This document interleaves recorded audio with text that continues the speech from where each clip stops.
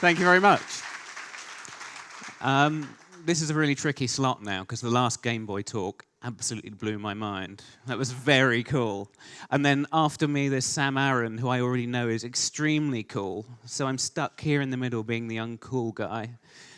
Luckily, as a lifelong geek, I'm very used to that position. So I will cope somehow. I want to talk to you about something I first noticed a couple of years ago. And once I started noticing it, I noticed it sort of everywhere.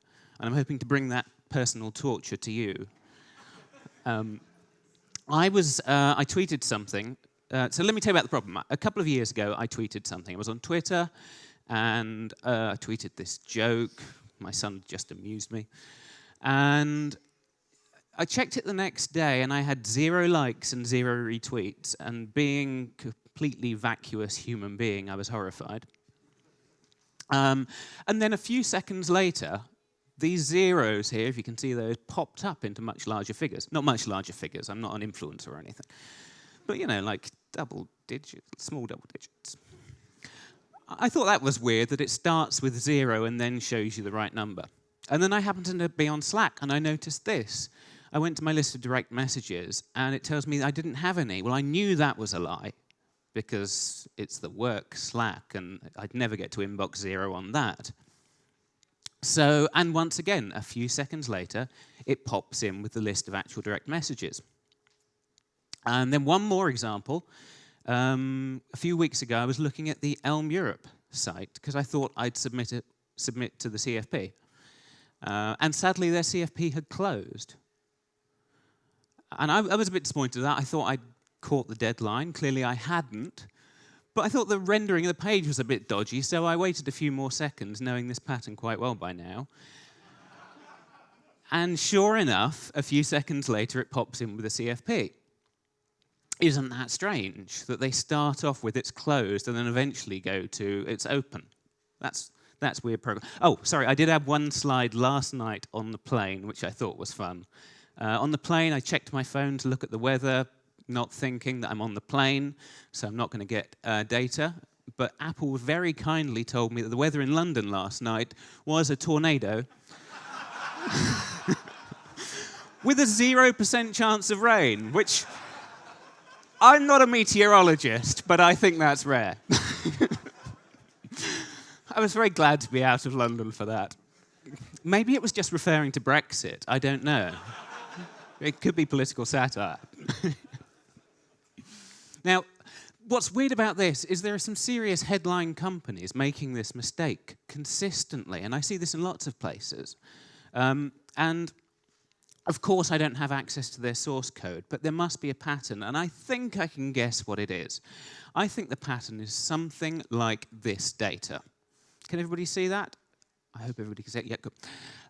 I think what they're doing is they're describing a data type which has some kind of we're loading the data flag and some kind of we've got the data flag, right? And then, in theory, their view code looks like this. They say, if the data is loading, then say so. And if it's not loading, if someone set the flag correctly after the Ajax call, then we'll show something useful. That's the theory. We've all had deadlines. We've all had delays in development. We've all cut corners to get the main experience going. I know you haven't. I was talking about other people. So what actually happens is we end up doing this. First, we change things from being null to being an empty list. That way, if we skip over the loading check, at least it won't blow up at runtime. Who's feeling smug about the phrase blow up at runtime? Good. And then you just show it. And this is what ends up happening. You end up getting a combination of the right rendering with the we haven't got any data yet data structure. And I think that's happening all over user interfaces all over the world.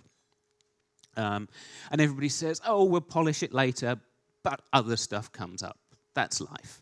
I've done it. I've been under pressure in deadlines, but I would like a better solution. I'd like a much better solution that means it doesn't happen. What is the solution?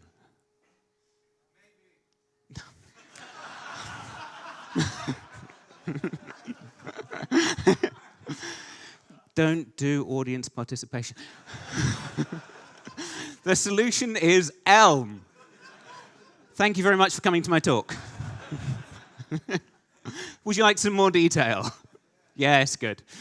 So to see the real solution to this problem, and I think there is a good solution, let's start talking about types. Let's translate the JavaScript over into a typed model.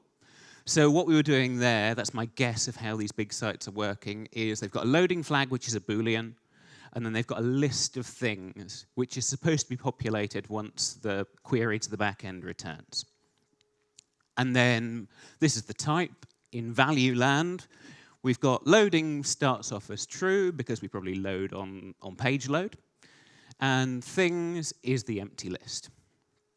So, who called out maybe? Be ready, your queue is coming up. How can we make a simple improvement to this? Maybe. Thank you. Audience participation can work. Good. Now, this looks like a very small change, and it is, but let's not underestimate what a big difference this makes to the code. We've gone from Richard Feldman's personal daemon, a state that shouldn't exist, that should be impossible, but was representable, into a much better world. We now only have 3 possible states that this type can be in, and they are all meaningful. There is no loading, but we haven't got any data. Sorry, finished loading, but there is no we're loading, but we have got data state anymore. There are only 3 things this can be. It can be nothing, which means legitimately we're loading. There is just a list of stuff, which means that we've completed loading the data, and there it is. And then there's a third thing, which is kind of a variant of the second, but very, very interesting, which is we can just have an empty list. And what's interesting about this is if we get just an empty list, it's legitimate. This isn't empty list masquerading as loading flag. This is really, you went to the back end and looked for results, and there weren't any. This is the list of payments in from my book rights. And I've heard writing a book is the way to fame and fortune, right? So I think this is a much improved data model. Let's have a quick look at how we can use it. You do a case expression on the model. And if you get just the empty list, you can legitimately say to the user, there's nothing here to see. Otherwise, you're going to somehow render out the list of things. Right? I've left something out. And I've left something out deliberately, because up until now, we could kind of all do this in JavaScript, but this is where things get really interesting in Elm.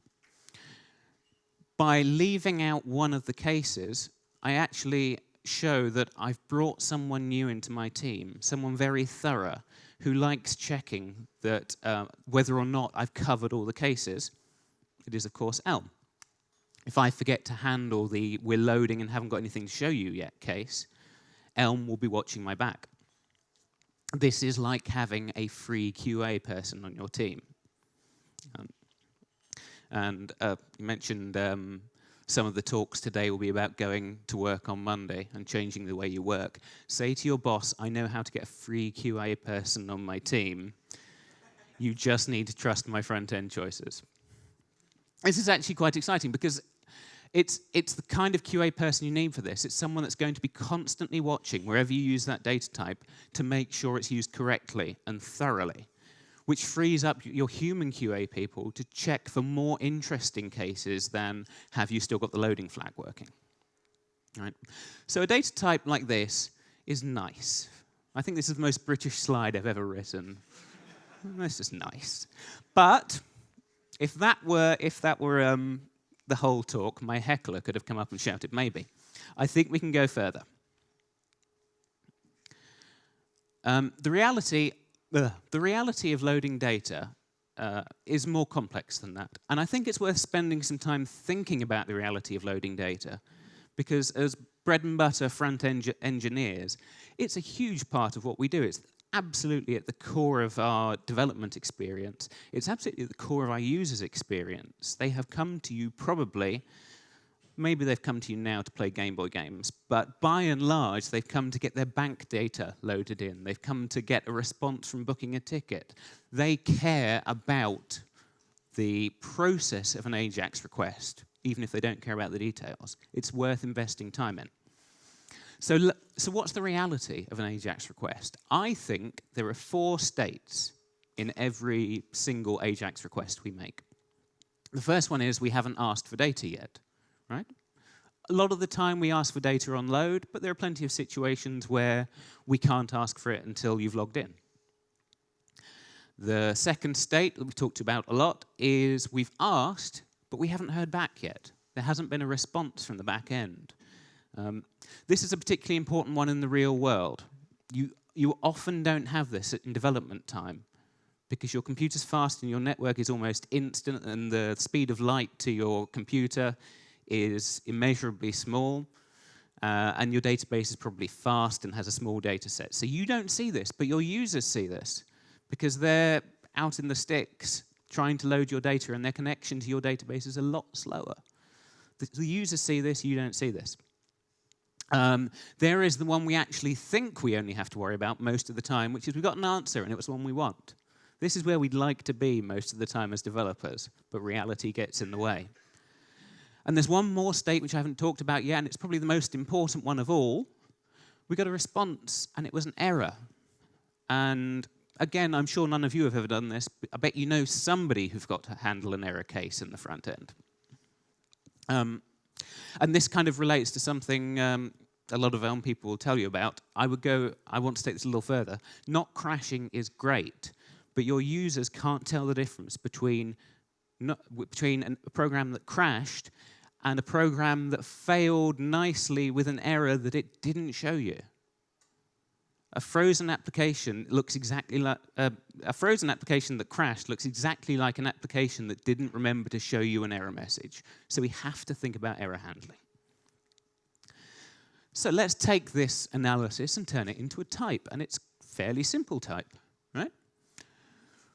This is the absolute core of the package which I am selling to you for free. Not asked, write data is something which has a couple of type parameters. Your data can be not asked, we haven't asked for it yet, loading, it failed with a certain kind of error, or it successfully returned some interesting data. This looks a bit like a maybe, it looks a bit like a result type, augmented with a couple of extra states. One thing I often do with this, because 99% of the time, statistic, the data we're loading from the web is probably going to be an Ajax request, so our error type is probably going to be an HTTP error. And so I often, one thing I often do when I'm using this is alias remote data HTTP error to web data, which puts me in quite a nice place. Now, when I want to load a list of things and I'm loading it from a remote state, I tag it with web data, and that is my data model. Right? Now, I'm about to go through a walkthrough of how we use this in practice, but I just pause on this. This is one of my favorite topics in functional programming, especially typed functional programming, is if you just look at the data model now, you learn some interesting things from it, and you can teach your colleagues interesting things from it. Just by looking at this, somebody who's just joined your company knows that a list of things is something that's going to involve the back-end team. Right? That's actually really valuable data to know which is just your domain and which is the domain of other people. To know which is just pure data and which is going to involve the unfortunate side effect of dealing with reality, which, as a parent, I must tell you, is one of my least favorite side effects, especially at 3 in the morning. So, I think just having a richer data type that describes reality more accurately is value in itself. But let's walk through using it. What does doing this cost you? What does it buy you? It's pretty easy, and it buys you quite a lot, which is good. You know, it's nice. So, let's take this data model in a sort of real-world application. Imagine we're loading some news from somewhere, message of the day, today's announcement. So we've got our news type, whatever that is. Our model is going to, whereas before it might have said news, it's now going to say web data news. So we've just sort of annotated it with the reality of loading data from a remote source. And then we're going to have one of our messages is going to be the state of the news in this application is about to change. So we've got a news response coming in. At startup, we're going to say the news is about to be loading, and there's going to be a command which triggers off an Ajax request. Okay? This isn't very different from what you'd have already. This is a slight change in the actual loading of data. So up to the word news response, it's exactly interactive. Up to here, this is exactly the same as you'd already have in your Elm code. There's just a little adapter that changes the existing standard HTTP library so that it turns it into remote data type. So you just sort of tag it you compose it with that extra function, which is fairly trivial. The update function is pretty much exactly what you'd already have.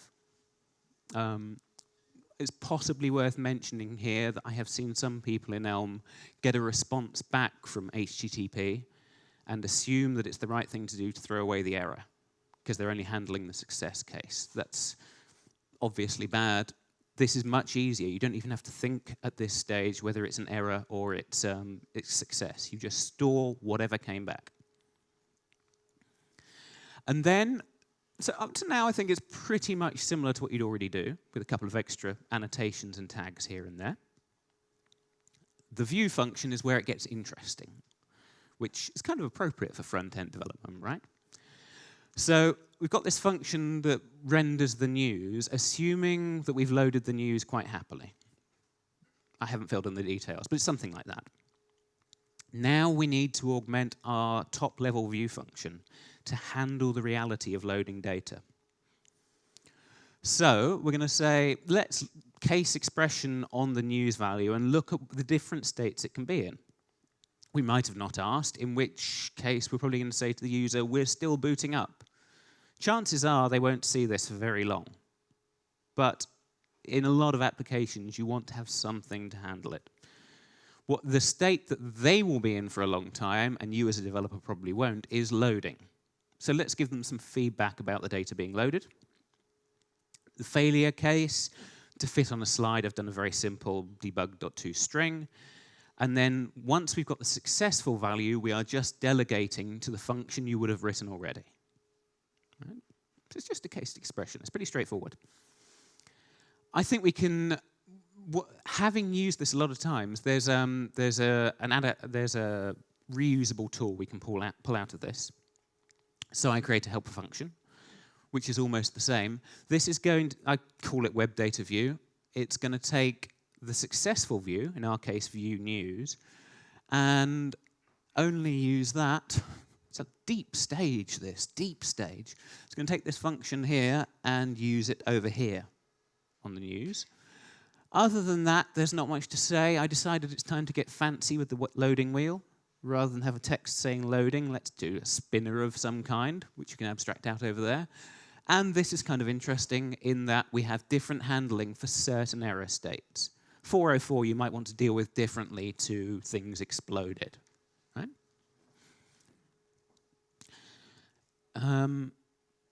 Oh yeah, a slight aside on this, which I thought of because of Richard's talk this morning. If you look at that type signature at the top, some of you are going to find that readable, some of you will find it a bit weird. I thought Richard this morning had a very nice way of saying it, that web data view can be thought of as something that teaches a rendering function that renders A's how to deal with web datas of A's. And I thought, well, if I change the formatting of that type signature, I think it becomes even easier to read. Web data view is a thing that turns one of those, which you've probably already written, into a thing that can handle the web data-y version of it. Right? That's one perfectly valid way to read that type signature. So you can think of it as an adapter. Having written that, our view collapses into what's almost what we write already. Right? The only addition here is we're sort of tagging the call to view news with the web data view. Pause. Let me summarize that in a lovely cookbook-friendly recipe. So, if you want to use this pattern, you change your model from I've got a thing to I've got a web data thing. You just sort of annotate it with the reality that it's going to come from the internet. You need to compose your decoder, put a little adapter on there, so it turns it from a result type to a web data type. You need to write a web data view. You only need to do it once, and it's basically just a case split and some styling. This isn't in the library, and the reason is it's a case expression plus the way your company wants to do styling. There's not really anything to library up, but you'll write it once, in-house style, and you'll forget about it. And then tag the views that need that data with web data view.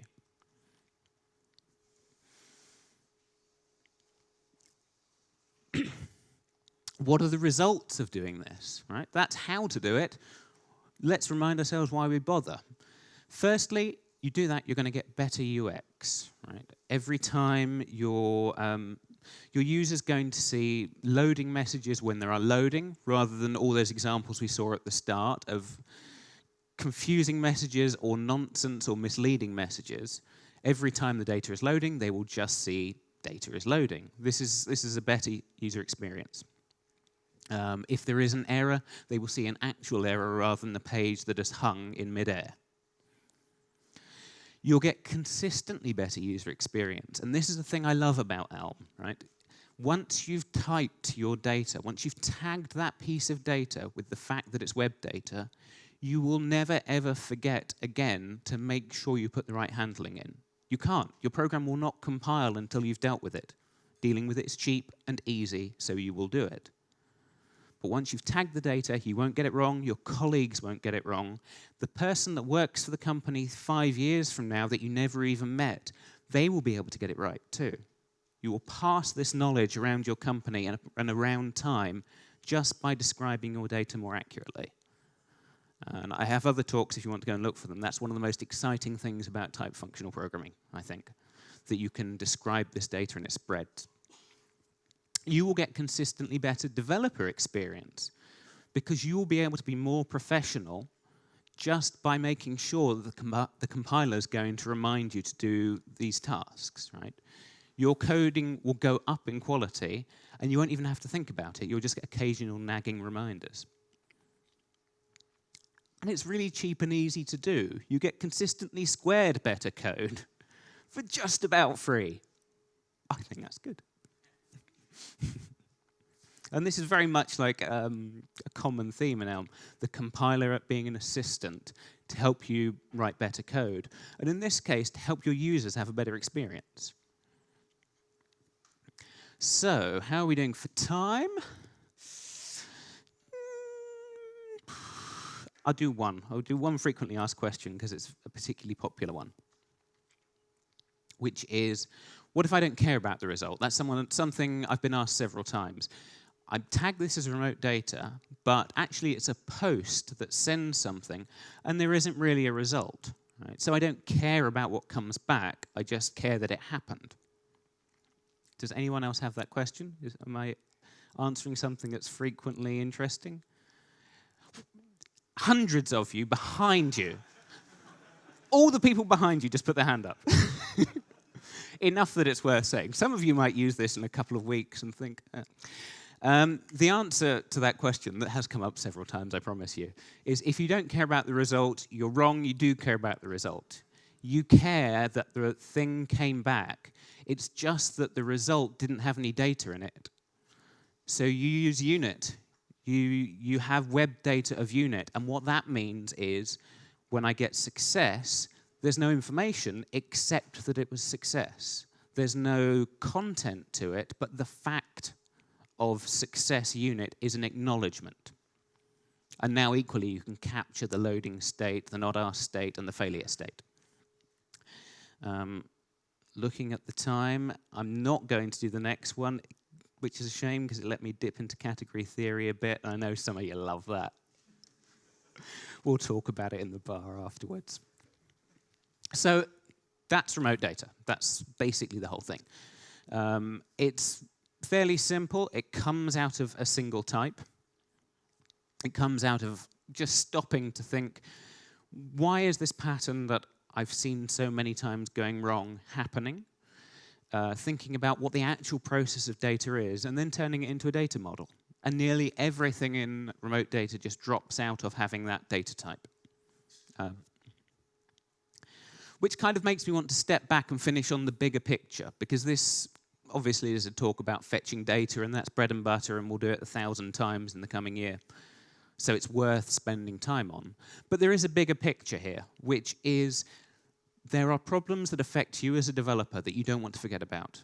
There are problems that your users will worry about in the real world, which will cost you time and money and customers. And quite often, we have, you can solve these problems once and for all in a way that years in the future they will still be solved by having better data models. We don't talk enough about data models in programming, in my opinion, because they are absolutely the heart of beginning to describe a solution. They are the heart of the solution. What is possible in this system? So, whilst I am preaching to the converted, I implore you to choose a language that enables you to make better descriptions of data. There are some languages that do it very, very well, like Elm, Haskell, PureScript. There are some that do it very, very badly. Sorry, I'm going to say it, JavaScript. You cannot describe data in JavaScript. You can give examples, but you can't describe it. TypeScript is the one where you can then add a description of what the data should be. Java, I think, is an interesting one where they're kind of anti-describing data on its own. I was a Java programmer for years, and it never occurred to me in that time that just the ability to describe data before you think about what you do with it is actually a useful separation of concerns. But of all those languages, the ones that have algebraic data types, like Elm does, are, in my opinion, the absolute best way to describe data simply and concisely. Choose a language like that. Tell your boss to choose a language like that because it will make your customers happier. I hope I've shown that link. And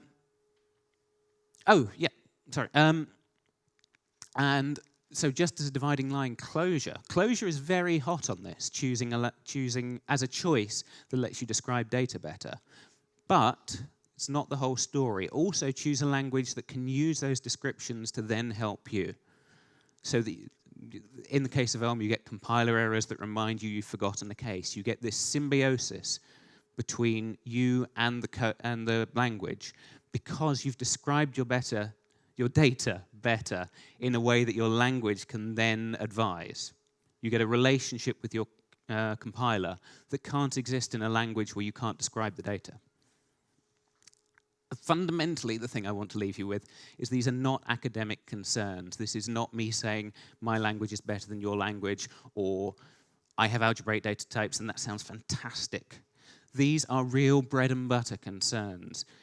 If you get your data model right, and if getting your data model right is easy and cheap, you will do it and your customers will be happier. This is an absolute bottom line concern. Go and tell your managers. Thank you very much.